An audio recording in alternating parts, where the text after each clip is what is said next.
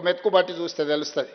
1,02,000 కోట్ల రూపాయలు కాళేశ్వరం కాంట్రాక్టర్లకు బిల్లులు ఇచ్చిండు.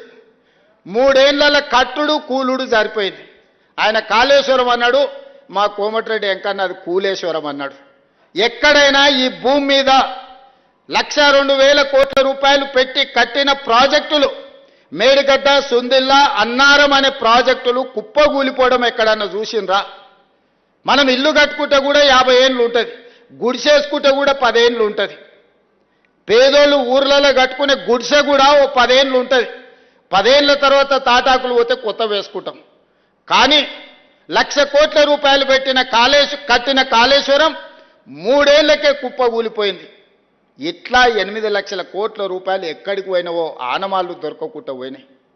ఈ పరిస్థితుల్లో కష్టపడి రూపాయి జమ చేసి ఇవాళ ప్రతి నెల నేను 15 నెలల ప్రభుత్వాన్ని నడిపిన దాంట్లో 1,58,000 కోట్ల రూపాయలు అప్పు చేస్తే 1,52,000 కోట్ల రూపాయలు ఆయన చేసిన అప్పులకు అసలుకు మిత్తికి కట్టాల్సి వచ్చింది. అంటే ప్రతి నెల సరాసరి నేను 10,000 కోట్ల రూపాయల అప్పు చేసి ఆయన చేసిన అప్పులకు మిత్తికి నేను కట్టాల్సి వస్తుంది. ఒక్క రూపాయి కూడా ఈ కార్మికుల కోసమో, ఈ విద్యార్థుల కోసమో, ఈ నిరుద్యోగ యువకుల కోసమో, ఈ రాష్ట్రంలో ఉన్న రైతుల కోసమో తెచ్చిన అప్పుల నుంచి ఒక్క రూపాయి కూడా ఖర్చు పెట్టలేని పరిస్థితి ఉన్నది. 60 నెలలు నాకు అధికారాన్ని అప్పచెప్పితే నెలకు 10,000 కోట్ల రూపాయల చొప్పున 6 లక్షల కోట్ల రూపాయలు ఆయన గారు చేసిన అప్పులకు, తప్పులకు ఈరోజు నేను పాయమాలు కట్టాల్సి వస్తుంది. ఆయన అంటుండు రేవంత్ రెడ్డి వస్తేనే అప్పులు చేసిండు, రేవంత్ రెడ్డి వస్తేనే అప్పులు చేసిండు. ఆయన 1,52,000 కోట్లే అప్పు చేసిండని చెప్పిండు. కాదు, 1,58,000 కోట్ల రూపాయలు అప్పు చేసిండు మీ ముఖ్యమంత్రి.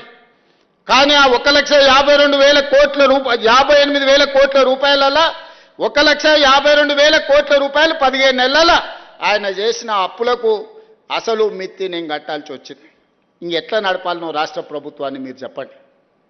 ఇవాళ ఏ పథకం ఆగలేదు, రైతు భరోసా ఆగలేదు, రైతు రుణమాఫీ ఆగలేదు, షాదీ ముబారక్ ఆగలేదు, కళ్యాణ లక్ష్మి ఆగలేదు. మా ఆడబిడ్డలకు అదనంగా ఉచిత ఆర్టీసీ బస్సు ఇచ్చే 5,000 కోట్ల రూపాయలు ఖర్చు పెట్టినాం. ఇవాళ దొడ్డు బియ్యం ఇస్తే మిల్లర్లు, కొంతమంది దళారులు దోసుకుంటుంటే ఇవాళ ప్రతి పేదవాడికి, ప్రతి మనిషికి 3,10,00,000 మందికి సన్న బియ్యం, ప్రతి మనిషికి 6 కిలోల చొప్పున 3 కోట్ల మందికి ఇవాళ సన్న బియ్యం ఇస్తున్నాం. ఆ పేదోళ్ళ ఇళ్లలో ఏ సన్న